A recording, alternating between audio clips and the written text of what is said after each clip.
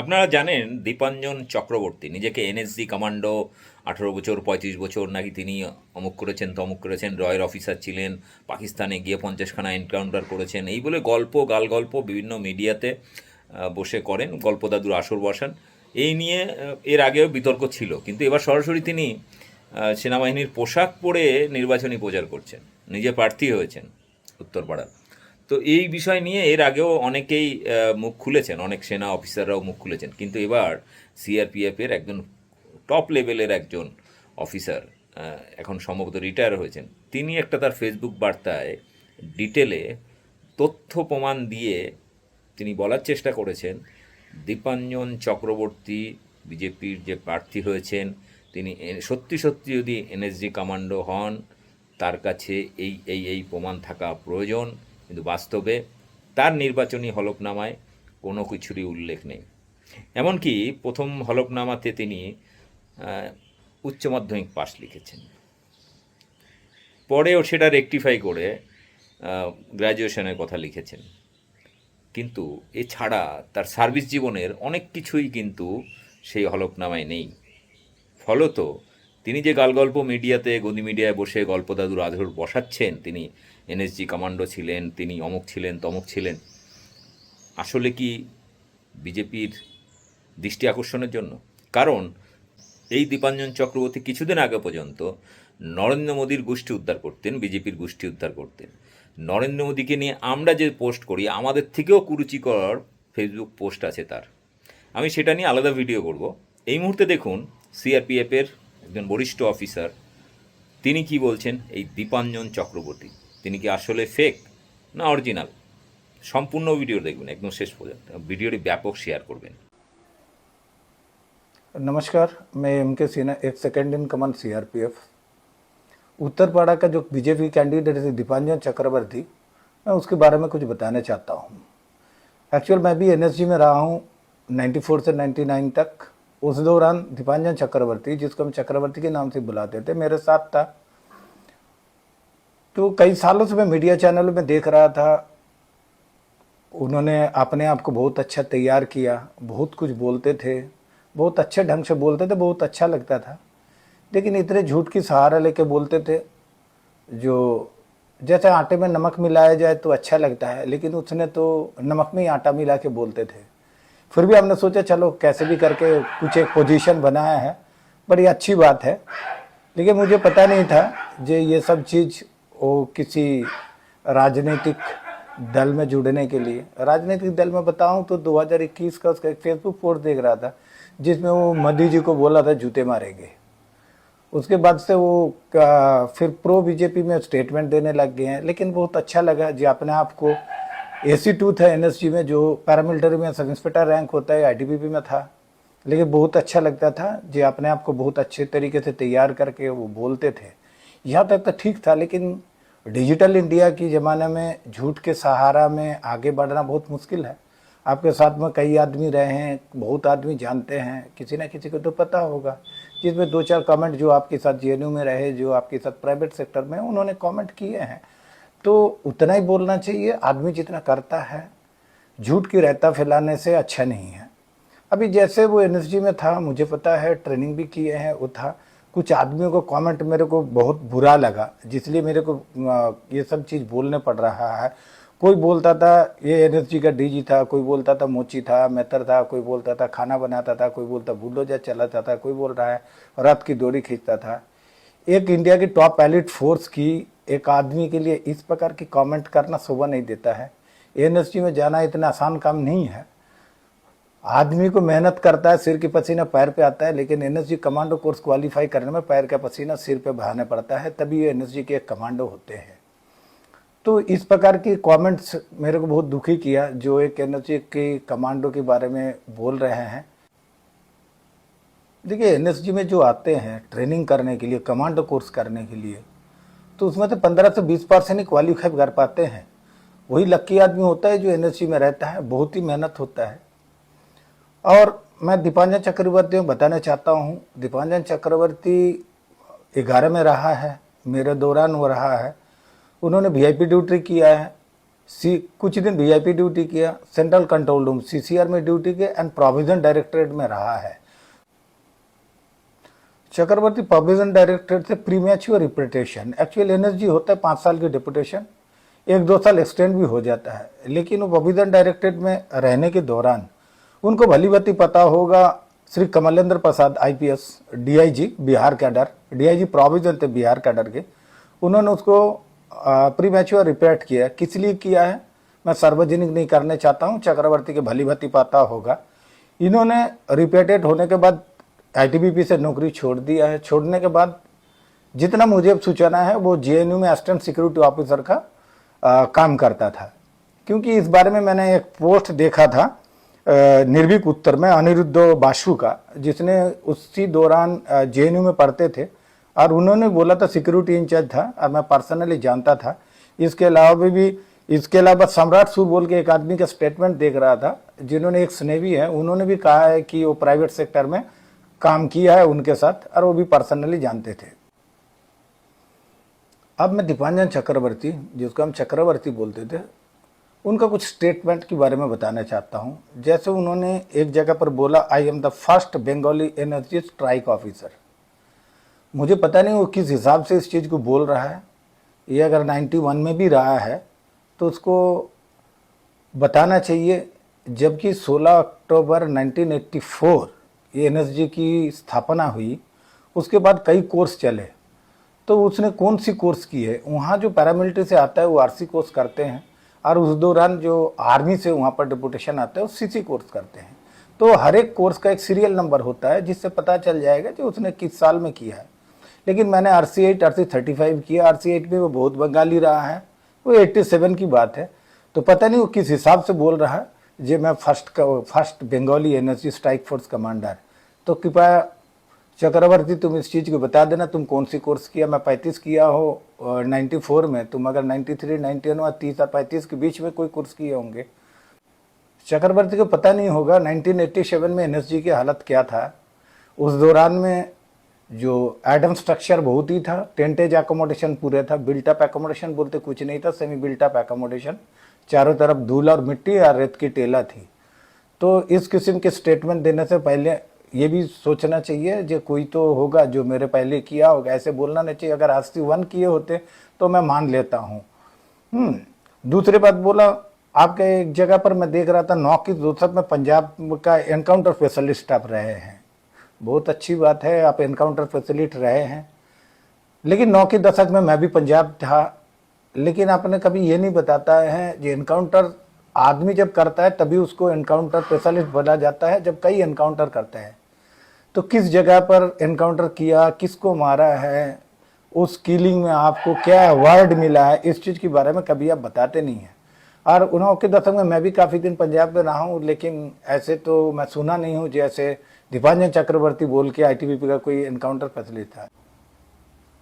उस दौरान पंजाब में आईटीबीपी की डिप्लॉयमेंट था बोल के मुझे तो नहीं लग रहा। मैं भी पूरे पंजाब घुमा हूँ तो ज़्यादातर डिप्लॉयमेंट सीआरपी की देखा हूँ मैंने, क्योंकि ITBP actual Indo China border पर ही डिप्लॉयमेंट होता है। आपका 5 सेक्टर होगा, 15 फ्रंटियर होगा और 157 आउटपोस्ट है। चलिए जैसे भी हो, आप रहे हैं एनकाउंटर स्पेशलिस्ट रहे, बहुत अच्छी बात है। एनकाउंटर स्पेशलिस्ट तभी कहा जाता है जब कई एनकाउंटर करते हैं आप। तो इतने एनकाउंटर किया है तो आपकी फोर्स ने आपको रिकॉग्नाइज भी किया होगा, आपको कोई मेडल दिया होगा, अवार्ड दिया होगा, तो उसके बारे में भी जानकारी दे दीजिएगा। दूसरी बात है, एक जगह पर देख रहा था एनएसजी में डिप्टी कमांडेंट पद पर थे। देखिए मैं कहना चाहता हूँ एनएसजी में डिप्टी कमांडेंट नाम की कोई पद नहीं होता है। एनएसजी की रैंक स्ट्रक्चर पैरामिलिट्री से बिल्कुल ही अलग है। एक तो उन्होंने जैसे नीचे से R2 R1 AC2 AC1 team commander, squadron commander, group commander, इस ढंग से होता है। तो इस प्रकार का झूठे बात लिखते हैं तो उसको अपोज करना चाहिए। अगर आपने नहीं बोला, किसी ने लिख रहा है, तो उनको एक्चुअल क्या है उस चीज़ को बताना चाहिए। दूसरे देख रहा था जो रॉ अंडर कवर एजेंट रहे हैं, विदेश में 50 आदमी को मारे हैं, बहुत खुशी की बात है आप ऐसे किए हैं तो। लेकिन रॉ सिर्फ पाकिस्तान अफगानिस्तान में नहीं है, कई कंट्रियों में रॉ के एजेंट है। तो इतने रॉ के एजेंट के लिए उनके हैंडलर भी अलग होते हैं। आप अगर किसी को मारे हैं, कोई न्यूज़ लाए हैं, आप अगर सारे चीज़ डिस्क्लोज कर सकते हैं तो इसको भी डिस्क्लोज कर सकते हैं जो पाकिस्तान में इसको मारा हूँ। अगर आप इंफॉर्मेशन दिए हैं तो किस हैंडलर के अंडर में काम करते हैं, नाम बताने में कोई परेशानी नहीं है। आप जब सारे चीज़ डिस्क्लोज कर रहे हैं तो हैंडलर का भी नाम भी डिस्क्लोज करना चाहिए। आप यूएस पीस कीपिंग फोर्स में भी रहा है, यूएस पीस कीपिंग फोर्स में देखिए UN peace keeping force paramilitary select होकर जाते हैं 1 साल के लिए। आपने अगर गए हैं तो किस कंट्री में गए थे यूएन पीस कीपिंग फोर्स में, और आपकी कमांडेंट कौन रहेंगे, अधिकारी कौन साथ में रहे हैं, इसके बारे में जिक्र करना चाहिए। क्योंकि फोर्स में जैसे इलेक्शन चल रहा है, इलेक्शन में सारे फोर्स डिप्लॉय होता है, मीटिंग होता है, सारे जान पहचान होता है, जरूर जान पहचान होंगे तो पता चलता था। 30 जनवरी 2025 रिपब्लिक बांग्ला की एक प्रोग्राम था कैंपेन कॉलिंग मीडिया, तो उसमें आपने जो यूनिफॉर्म पहन रखे थे उसमें देखिए जो यूनिफॉर्म पहन रहे हैं वो एनएसजी की जो बलिदान बैच लगा रहा है, साथ में आप जो राइट हैंड में लगा रखा है वो इंडियन आर्मी की स्पेशल फोर्सेस की लोगो है। क्या आप स्पेशल फोर्सेस में रहे हैं क्या? जिस प्रकार आप लोगों का इस्तेमाल कर रहे हैं, क्या रिटायरमेंट होने के बाद ऐसे इस्तेमाल करना चाहिए? ब्लैक कैट का कैट लगा रहे हैं, तो इस पर सोचना चाहिए जो किस प्रकार से इस लोगों का इस्तेमाल करना है, क्या करना चाहिए कि नहीं। जहाँ पर आप काम किए उससे लगाना चाहिए। एक जगह देख रहा था जे आपकी एक पैर की 40% काम नहीं करता, ग्रेनेड ब्लास्ट में और फर्स्ट बाइट में आपका पैर का बहुत ज़्यादा नुकसान हुआ है। देखिए ग्रेनेड ब्लास्ट में हुआ है तो देखिए पैरामिलिट्री में जैसे कोर्ट ऑफ इंक्वायरी होता है कोई भी इंसिडेंट होने के बाद, लेकिन आर्मी में जैसे पार्ट 2 बोलता है, तो ये कोर्ट ऑफ इंक्वायरी होने के बाद उसका फाइनल ऑर्डर भी होता है। फाइनल ऑर्डर में क्या है, क्या आपकी गलती से हुआ है, क्या एनकाउंटर में हुआ है, किस जगह पर हुआ है, क्या था वो इंसिडेंट, आप कुछ बताते नहीं है, साइलेंट रहते हैं, जिससे पता चलता है कि एक्चुअल में हुआ कि नहीं ये भी पता नहीं चलता। दूसरी बात है फॉक्स बाइट। देखिए आईटीबीपी को हिमबीर कहा जाता है, ये ज़्यादातर रहते ही बर्फ़ में। सरकार ने इसके लिए बहुत अच्छा इक्विपमेंट देते हैं, जूते से लेकर ग्लव्स से लेकर ऊपर से पार्का कोट से लेकर सब चीज़ देते हैं। इसके बावजूद भी फॉक्स बाइट हो गया, तो ऐसे इंसिडेंट क्यों हुआ, कैसे हुआ, क्या आपकी नहीं गलती से हुआ, क्या हुआ, इस चीज़ की जिक्र आप करते नहीं हैं। कई जगह पर देख रहा था, कहीं पर बोल रहे आप 34 साल नौकरी किया, कहीं बोला 38 साल नौकरी किया। हाँ, तो फोर्स में अगर 34 साल 38 साल नौकरी कर रहे होंगे तो आपको जरूर पेंशन मिलता होगा। अगर 20 साल में भी वीआर लिए होंगे तो आपको पक्का पेंशन मिलता होगा। तो देखिए कितने साल नौकरी किया वो क्लियर हो जाता है इस चीज़ से। इसकी बोलता है pension payment order by PPO book. ये सार्वजनिक कीजिए, इससे पता चला जाएगा जो आप कितने दिन नौकरी किया, क्या पे स्केल था, क्या रैंक था, आपका ऐसे नॉमिनी के साथ फोटो होगा। तो ये सब चीज़ आप सार्वजनिक नहीं करते हैं जिससे पता चले एक्चुअल में आप नौकरी कितना दिन किया, फोर्स में कितना दिन रहा, प्राइवेट सेक्टर में कितने दिन रहा, जेएनयू में कितना रहा, या पूरा सर्विस ही आप पैरामिलिट्री में किया है। दीपांजन अगर पूरे एनएसजी में किए हैं तो कब से कब तक रहा, क्या रहा, सार्वजनिक नहीं करता है। जो एनएसजी में अपना टेन्योर सक्सेसफुली पूरा करता है उसको ऐसे एक सर्टिफिकेट दिया जाता है। ये सर्टिफिकेट है, देखिए इस सर्टिफिकेट में मेरा नाम होता है, नंबर होता है, मैं कब से कब तक रहा हूँ उसकी डिटेल होता है। तो ये सार्वजनिक करने से पता चल जाएगा कि एनएसजी में कितने दिन रहे हैं। दूसरी बात है ड्रेस में जो आप कभी स्पेशल फोर्सेस का लगा रहे हैं, कभी एनएसजी का लगा रहे हैं, जीन्स के पैंट के साथ भी आप ये तो पहन रहे हैं, ये अच्छे नहीं लगता है। एक फोर्स की आदमी होकर डिसिप्लिन होता है, लेकिन ये देश का भी कोई मर्यादा होता है, उसका ध्यान रखा जाना चाहिए। दूसरी बात है आप तो फिर ये भी पहन सकते हैं ना, ये एनएसजी वाला, इसको भी पहन के घूमिए, अच्छा लगेगा। और एक्चुअल में जो चीज़ लगाया जाता है वो मैं दिखाना चाहता हूँ आपको। जो बैज वगैरह लगते हैं ऐसे नहीं लगते हैं, ये यूनिफॉर्म में ऐसे लगते हैं। ये एनएसजी से रिपेटेशन होने के बाद आप सिर्फ यही लगा सकते हैं। तो दूसरी बात है सिर्फ यही नहीं है, इस चीज़ की नहीं है, इसका भी समय समय पर चेंज हुआ है, इसका भी समय समय पर। फर्स्ट बैच ये था जिसमें सर्वोत्तम सुरक्षा लिखा हुआ है, इसमें भी सेम चीज़ लिखा हुआ है, लेकिन ऐसे बैच आया। थर्ड बैच ये अभी जो लेटेस्ट बैच है ये है जो मेरे पास। देखिए आप जो ब्लैक कैट यहाँ पर लगा के घूम रहा है, इसका ये पोजीशन नहीं है, आप तो भले भांति जानते हैं। ये इस ढंग से लगते हैं, इस बाजू पर ऐसे लगते हैं, इस ढंग से ये लगते हैं, ना कि छाती में लगते हैं। प्रिंट करवा के इतना बड़ा क्लैक टैट लगा के वो अच्छा नहीं लगता है। कोई मर्यादाएं होती हैं, उसको भी आप मर्यादा भी पार कर दिए हैं। अब ये देख सकते हैं, ये रेंजर लिखा हुआ है, लेकिन पहले जब हम लोग करते थे तो रेंजर्स कोर्स बोलता था। आरसी जो मैं बार बार बात कर रहा था उसको कहा जाता है रेंजर्स कोर्स। लेकिन जितने भी पैरामिलिट्री आते थे आरसी कोर्स करते हैं, जो आर्मी से आते हैं वो सीसी कोर्स करते हैं, that is commando course. 1997 Tyagi sir, R N Tyagi, जितना दूर मैं याद कर पा रहा हूं, उन्होंने डीजी आए थे, उनके विजिट के दौरान में ये जो डिफरेंट देखा, उसके बाद उन्होंने पूछा जब सेम कोर्स करते आर्मी वाले ने भी पैरामिलिट्री, तो ये रेंजर वो क्यों कमांडो लगाते हैं। उसके बाद से पूरे यूनिट, चाहे आर्मी का हो चाहे पैरामिलिट्री, सारे ही कमांडो लगाता है। उसको भली भांति पता होगा, क्योंकि हमारा दौरान ये रेंजर ही लगाते थे। दूसरी बात, एनकाउंटर स्पेशलिस्ट रहे, रॉक एजेंट रहे, अंडर कवर एजेंट रहे हैं, काफी साल सर्विस किए हैं। तो इतने बड़े बड़े काम करने के बाद फोर्स आपको रिकॉग्नाइज नहीं किया। देखिए, अगर कोई मिलिटेंट मारता है, अगर सही में उसकी दिलेरी था, तो देखिए सबसे छोटा है police medal for guarantee PMG देता है, पीपीएमजी देते हैं, शौर्य चक्र देते हैं। तो आपको क्या मिला है? देखिए, जरूरी नहीं है कि हर आदमी के साथ एनकाउंटर हो, वो तो चांस एनकाउंटर हर अधिकारी ढूंढते रहते हैं जो कहाँ मिल जाए, लेकिन किसी को मिल जाता है, कभी चांस एनकाउंटर हो जाते हैं। लेकिन आप कैसे भी काम करें, आपको छोटा काम करें चाहे बड़ा काम करें, फोर्स आपको आपकी काम की सराहना करते हैं, चाहे मेडल देके, चाहे गारंटी मेडल देके, चाहे डीजीज कमेंडेशन डिस्टेंस सर्टिफिकेट। देखिए, इस प्रकार की वो होते हैं डीजीज कमेंडेशन डिस तो एंड सर्टिफिकेट। देखिए, ये जब भी जो कोई काम किए हूँ तो ऐसे ऐसे मिले हैं हमको भी, ये सारे मिल रखे हैं। तो आपको भी ऐसे इतने बड़े बड़े कारनामे के तो मेरे से बहुत ज्यादा मिलना चाहिए। सरकार मतलब फोर्स सिर्फ इतना ही नहीं है, आप अगर छोटा मोटा भी काम करते हैं तो ऐसे आपको अप्रिशिएशन लेटर भी मिलता है। ऐसे अप्रिशिएशन लेटर भी बहुत भी होंगे, लेकिन कहीं रखा है, अभी ढूंढना मुश्किल है। इवन आफ्टर आप अगर कहीं कोर्स करते हैं तो इस प्रकार से आपको एक सर्टिफिकेट भी देते हैं। पता नहीं आप क्या क्या किए हैं, क्या नहीं किए हैं, जो भी करते हैं उसके अगेंस्ट में ऐसे कोर्स सर्टिफिकेट भी देते हैं, जो आप कब किए, क्या नहीं किया, ये सब चीज़ के बारे में बताया जाता है।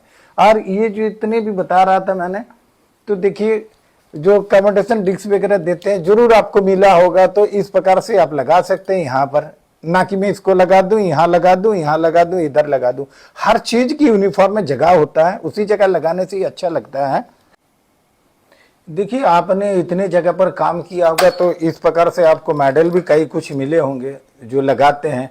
इस प्रकार मेडल भी होंगे जो, मैं तो वो भी आप लगा के घूमिए, बहुत अच्छा रहेगा। वो तो आप लगा सकते हैं, लेकिन वो नहीं लगाते हैं आप, तो पता चल जाए आपने कहाँ ड्यूटी किया, क्या किया, आपने क्या बड़े काम किए हैं। तो मेरा चक्रवर्ती तुमको इतना ही कहना चाहूँगा, एनएसजी में मेरे से एक रैंक में जूनियर था, मैं C1 था, ये C2 था। तो मैं तो एडवाइस कर सकता हूँ, जितना की हो उतने ही बताओ, और झूठ की रहता मत फैलाओ। ठीक है, साथ झूठ जैसे भी करके आपको टिकट मिला, बहुत अच्छी बात है, भगवान से दुआ करता हूँ यहाँ पर भी आपको सक्सेस मिले। लेकिन सच के रास्ते पे जाना अच्छा है। डिजिटल मीडिया में झूठ के सहारा ज़्यादा दिन नहीं चलते हैं, आज नहीं तो कल तो पता चल ही जाएगा। धन्यवाद, थैंक यू।